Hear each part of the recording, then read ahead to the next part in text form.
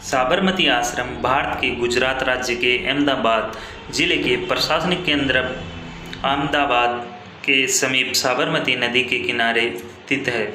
सत्याग्रह आश्रम की स्थापना 1915 में कोचरब नामक स्थान में महात्मा गांधी द्वारा की गई। आश्रम वृक्षों की शीतल छाया में स्थित है। यहाँ की सादगी एवं शांति देखकर आश्चर्यचकित रह जाना पड़ता है। आश्रम की एक ओर सेंट्रल जेल और दूसरी ओर दुधेश्वर शमशान है। आश्रम से प्रारंभ में निवास के लिए कैनवास के खेमे और टिन के छाया हुआ रसोई घर था। सन 1917 के अंत में यहाँ के निवासियों की कुल संख्या 40 थी। आश्रम का जीवन गांधी जी के सत्य, अहिंसा, आत्म संयम, विराग एवं समानता के सिद्धांतों पर आधारित महान प्रयोग था और ये जीवन उस सामाजिक, आर्थिक एवं राजनीतिक क्रांति का जो महात्मा गांधी जी के मस्तिष्क में प्रतीक था। साबरमती आश्रम सामुदायिक जीवन को जो भारतीय जनता के लिए जीवन के सादृश्य रखता है, विकसित करने की प्रयोगशाला कहा जा सकता है।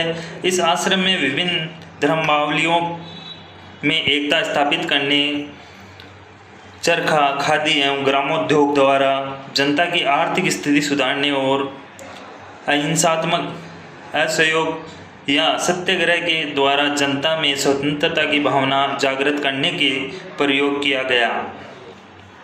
आश्रम भारतीय जनता एवं भारतीय नेताओं के लिए प्रेरणा स्रोत तथा भारत में स्वतंत्रता संघर्ष के संबंधित कार्यों का केंद्र बिंदु रहा। कताई बुनाई के साथ साथ चरखे के भागों का निर्माण कार्य भी धीरे धीरे इस आश्रम में होने लगा।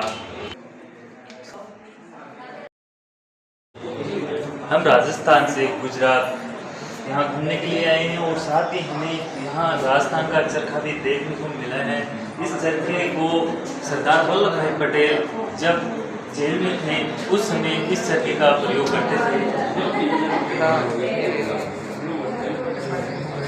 आश्रम में रहते हुए ही गांधी जी ने अहमदाबाद के मिलों में हुई हड़ताल का सफल संचालन किया। मिल मालिकों एवं कर्मचारियों के विवाद को सुलझाने के लिए गांधी जी ने आंदोलन आरंभ कर दिया, जिसके प्रभाव से 21 दिनों से चल रही हड़ताल 3 दिनों में आंदोलन से समाप्त हो गई। इस सफलता के पश्चात गांधी जी ने आश्रम में रहते हुए खेड़ा सत्याग्रह का सूत्रपात किया। रोलेट समिति की सिफारिशों का विरोध करने के लिए गांधी जी ने यहाँ तत्कालीन राष्ट्रीय नेताओं का एक सम्मेलन आयोजित किया और सभी उपस्थित लोगों ने सत्याग्रह के प्रतिज्ञा पत्र पर हस्ताक्षर किए। साबरमती आश्रम में रहते हुए महात्मा गांधी जी ने 2 मार्च 1930 को भारत के वायसराय को एक पत्र लिखा, सूचित किया कि वह 9 दिन का सविनय अवज्ञा आंदोलन आरंभ करने जा रहे हैं। 12 मार्च 1930 को महात्मा गांधी ने आश्रम के अन्य 78 व्यक्तियों के साथ नमक कानून भंग करने के लिए ऐतिहासिक दांडी यात्रा की।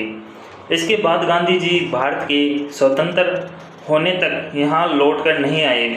उपरोक्त आंदोलन का दमन करने के लिए सरकार ने आंदोलनकारियों की संपत्ति जब्त कर ली। आंदोलनकारियों के प्रति सहानुभूति से प्रेरित होकर गांधी जी ने सरकार से साबरमती आश्रम ले लेने के लिए कहा, पर सरकार ने ऐसा नहीं किया। फिर भी गांधी जी ने आश्रम वासियों को आश्रम छोड़कर गुजरात के खेड़ा जिले के बीरसद के निकट राजग्राम में पैदल जाकर बसने का परामर्श दिया, लेकिन आश्रम वासियों के आश्रम छोड़ देने से पूर्व 1 अगस्त 1933 को सबको गिरफ्तार कर लिया गया। महात्मा गांधी जी ने इस आश्रम को भंग कर दिया। आश्रम कुछ काल तक जनशून्य पड़ा रहा। बाद में यह निर्णय किया गया कि हरिजनों तथा पिछड़े वर्गों के कल्याण के लिए शिक्षा एवं शिक्षा संबंधी संस्थाओं को चलाया जाए और इस कार्य के लिए आश्रम को एक न्यास के अधीन कर दिया जाए। साबरमती आश्रम के शिष्यों द्वारा ही महात्मा गांधी जी को बापू नाम से सर्वप्रथम संबोधित किया गया। जो उनके लिए एक बड़ा सम्मान था। राष्ट्रीय स्मारक गांधी जी की मृत्यु के पश्चात उनकी स्मृति को निरंतर सुरक्षित रखने के उद्देश्य से एक राष्ट्रीय स्मारक की स्थापना की गई। साबरमती आश्रम गांधी जी के नेतृत्व के आरंभ काल से ही संबंधित है, अतः गांधी जी स्मारक निधि नामक संगठन ने यह निर्णय किया कि आश्रम में उन भवनों को जो गांधी जी से संबंधित थे सुरक्षित रखा जाए। इसलिए 1951 ईस्वी में साबरमती आश्रम सुरक्षित एवं स्मृति न्यास अस्तित्व में आया। उसी समय से ये है न्यास महात्मा गांधी जी के निवास, हृदय कुंज, उपासना भूमि नामक प्रार्थना स्थल और मगन निवास की सुरक्षा के लिए कार्य कर रहा है। हृदय कुंज में गांधी जी एवं कस्तूरबा ने लगभग 12 वर्षों तक निवास किया था। 10 मई 1963 को जवाहरलाल नेहरू जी ने हृदय कुंज के समीप गांधी स्मृति संग्रहालय का उद्घाटन किया। इस संग्रहालय में गांधी जी के पत्र, फोटोग्राफ और अन्य दस्तावेज रखे गए हैं। यंग इंडिया, नवजीवन तथा हरिजन में प्रकाशित गांधी जी के 400 लेखों की मूल प्रतियां, बचपन से मृत्यु तक के फोटोग्राफों का बृहद संग्रह और भारत तथा विदेशों में भ्रमण के समय दिए गए भाषणों के 100 संग्रह यहाँ प्रदर्शित किए गए हैं। संग्रहालय में पुस्तकालय भी है जिसमें साबरमती आश्रम की 4000 तथा महादेव देसाई की 3000 पुस्तकों का संग्रह है। इस संग्रहालय में महात्मा गांधी जी की द्वारा और उनको लिखे गए 3000 पत्रों की अनुक्रमणीय का है।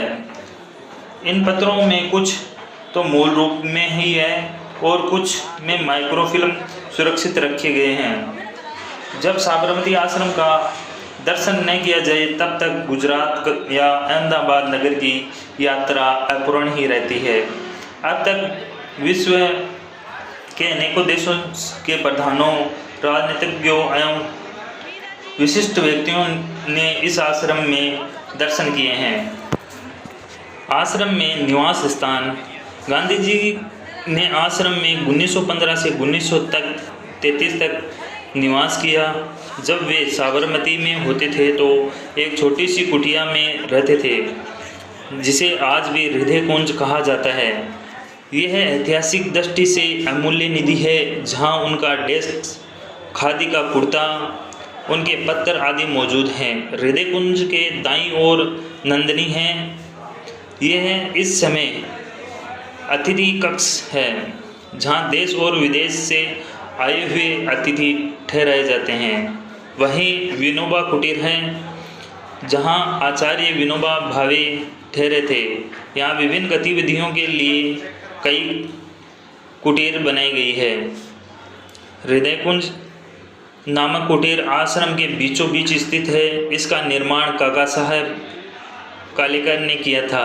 1919 से 1930 तक का समय गांधी जी ने यहीं बिताया था और उन्होंने यहीं से ऐतिहासिक दांडी यात्रा की शुरुआत की थी। विनोबा मीरा कुटीर, इसी आश्रम में एक हिस्से में विनोबा मीरा कुटीर स्थित है। ये वही जगह है जहां 1918 से 1921 के दौरान आचार्य विनोबा भावे ने अपने जीवन के कुछ महीने बिताए थे। इसके अलावा गांधी जी के आदर्शों से प्रभावित ब्रिटिश युवती मैडलिन स्लेड भी 1925 से 1933 तक यहीं रही। गांधी जी ने अपनी इस प्रिय शिष्या का नाम मीरा रखा था। प्रार्थना भूमि, आश्रम में रहने वाले सभी सदस्य प्रतिदिन सुबह शाम प्रार्थना भूमि में एकत्र होकर प्रार्थना करते थे। ये प्रार्थना भूमि गांधी जी द्वारा लिए गए कई ऐतिहासिक निर्णयों की साक्षी रह चुकी है। नंदनी अतिथि गृह, आश्रम में एक मुख्य द्वार है, थोड़ी दूरी पर स्थित है। गेस्ट हाउस नंदिनी, यहाँ देश के कई जाने माने स्वतंत्र सेनानी जैसे पंडित जवाहरलाल नेहरू, डॉक्टर राजेंद्र प्रसाद, सी राजगोपालाचारी, दीनबंधु एंड्रयूज और रविंद्रनाथ टैगोर आदि जब भी अहमदाबाद आते थे तो यहीं ठहरते थे। उद्योग मंदिर, गांधी जी ने हस्त निर्मित खादी के माध्यम से देश को आज़ादी दिलाने का संकल्प लिया था। उन्होंने मानवीय श्रम को आत्मनिर्भरता और आत्मसम्मान का प्रतीक बनाया। यही वह जगह थी जहां गांधी जी ने अपनी आर्थिक सिद्धांतों को व्यवहारिक रूप दिया। यहीं से चरखे द्वारा सूत काटकर खादी के वस्त्र बनाने की शुरुआत की गई। देश के कोने कोने से आने वाले गांधी जी के अनुयायी इसी आश्रम में रहते थे और यहाँ उन्हें चरखा चलाने और खादी के वस्त्र बनाने का प्रशिक्षण दिया जाता था।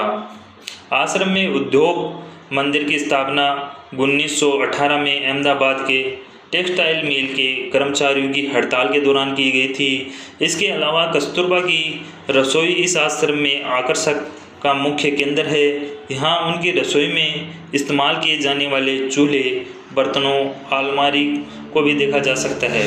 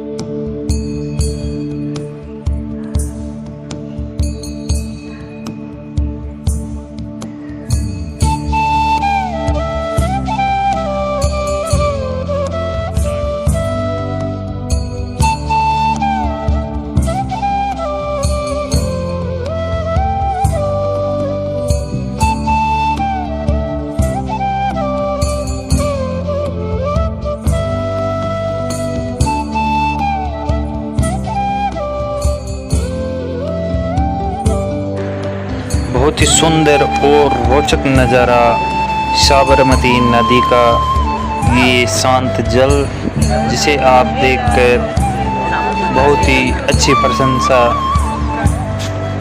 की अनुभूति होगी। ये बहुत ही सुंदर हरा भरा उद्यान जहाँ सभी आए हुए अतिथि भ्रमण कर रहे हैं। इसी उद्यान में भ्रमण करते हुए हमारी मुलाकात एक अदर राज्य से आए हुए भ्रमण करने वाले व्यक्तियों से हुई। तमिलनाडु से आए हुए ये सभी टीम के साथी हमारे साथ छायाचित्र लेते हुए